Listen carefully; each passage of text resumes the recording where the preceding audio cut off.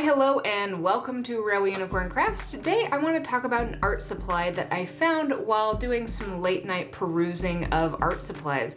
Specifically, I was looking for watercolor crayons, and these Faber-Castell Gelatos popped up in the search results, and while they don't actually sound like they're meant to be used as watercolor crayons, they do say they are water soluble, so I'm assuming they have some watercolor-like properties. I am a sucker for new art supplies, and so I just bought them out of curiosity, and I think I'd like to show them to you so that you can see how they work in case you're considering purchasing something similar to this so that you know before you buy.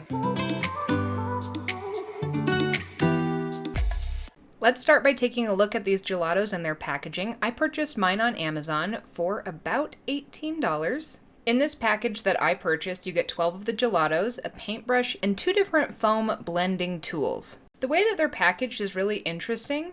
They're packaged in something that's kind of similar to a lip balm where you can screw it up, and they have a texture that's a little bit between like a crayon and a chapstick. The colors that they come with are pretty unique. They're all kind of part of this muted palette, at least the set that I purchased. They do have a couple other sets for purchase with some different color ranges in them. I'm testing these on a smooth mixed media paper because I thought with the texture of these crayons that might be better, especially if I want to get some solid, smooth areas.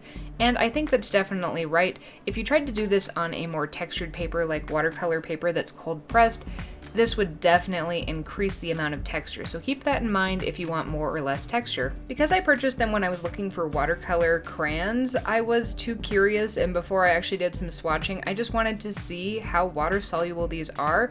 And as you can see, it does kind of diffuse the color, but a lot of what you place down stays where it is or becomes a little clumpy, and if you do try to use it as paint, it's pretty translucent, but it is water soluble, that's for sure. Side note, the brush that this comes with is actually pretty nice quality, so I like that a lot. Then I was super curious about the smudge ability of these, especially because they came with 2 different blending blocks, one of which is kind of the texture of like a makeup sponge, and the other one is a really hard, dense foam. They smudge super nicely, and obviously the different blending blocks give slightly different textures and kind of feelings for how you're going to blend things. The softer makeup sponge would be great for some soft edge blending, and that harder foam one is great for really aggressive blending. Now that my initial curiosity is satiated, I actually want to go through and swatch each one of these so I can just take a look at the colors and see what I'm actually working with within this range of colors that came with the set. The set that I purchased comes with 12 different colors, and you can see they're all kind of part of this really natural, neutral, muted type color palette. They are really, really beautiful. I do feel a little limited by the color range here, and this could be my fault for the ones that I selected to purchase, because typically when I buy an art supply, I do like it to have kind of the 3 primary colors so that if I want to mix up more colors, I can, and I don't really have a true yellow. The yellow here is more of a yellow-green. It's a pretty color, but not really a true yellow. The closest thing I have to a red is that pink mauve color. And there isn't a blue in here at all. The very closest thing I have is that really beautiful muted purple color. I wanted to see if there was any difference between the water solubility of each one of the colors, and as you can see here, there kind of is. A couple of the colors like the orange weren't very water soluble, and some of them were so light it was hard to tell, but the brownish colors were actually very water soluble. They actually seemed to kind of move and were the most similar to watercolors.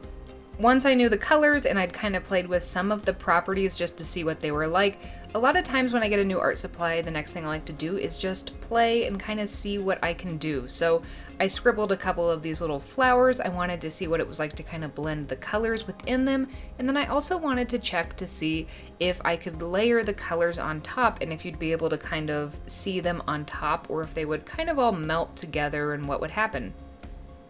You can see here, because you can actually place them on really thick, it is easy to layer them on top, and if you really want to, you can cover everything that's underneath it. I was still pretty stuck on them being watercolor crayons, even though I know that's not what they're for, but I did want to see what would happen if I just wet the brush and then tried to grab some of the pigment directly from the gelato itself to see if I could paint with it. And I can get a little bit of color, but not very much. Again, that's going to differ based on the color from what we saw in my previous swatching. Next, I wanted to put together a more practical kind of blending type thing. I wanted to see when I did blend two colors together, how much they would mesh together and actually kind of create a new color. So I did this in two different ways. One was a little scribble where I just wanted to see them blend, and you can get a fairly seamless blend. Again, this set of colors is pretty limited, so the colors that are going to blend together aren't necessarily going to make super nice vibrant colors together, but I don't think that's really what this set is meant to be used for because of the charm of the colors themselves. Either way, I still wanted to see kind of what I could do with that, so I did also kind of try to make a bit of a mountain scene like what I do with a lot of my watercolors, just to see if I could get one of those nice gradient skies. I tried a variety of things. I tried to wet it, I tried to smudge it all together, and it did kind of work, but you can still see a lot of texture. In this little mountain scene that I was doing, I was just kind of trying to use all those different properties together, see how well I could layer things, how much the water solubility of these actually comes into play when you want to kind of smooth things together.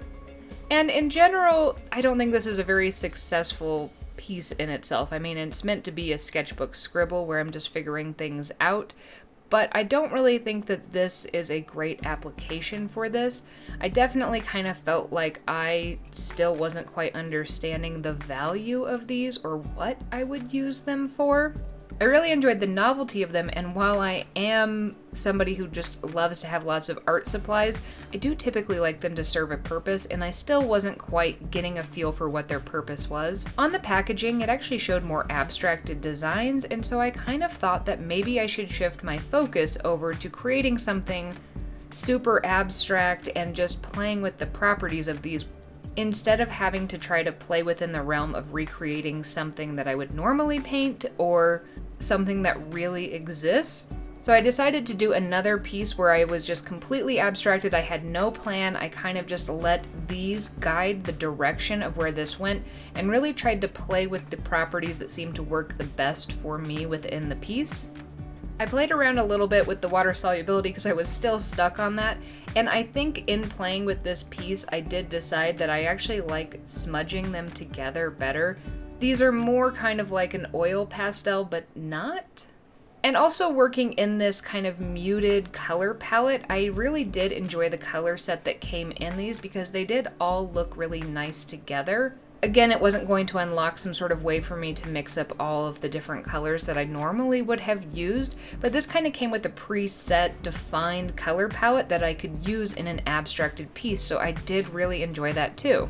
Here's my finished abstracted piece. I am glad that I persevered and went through to kind of creating something like this.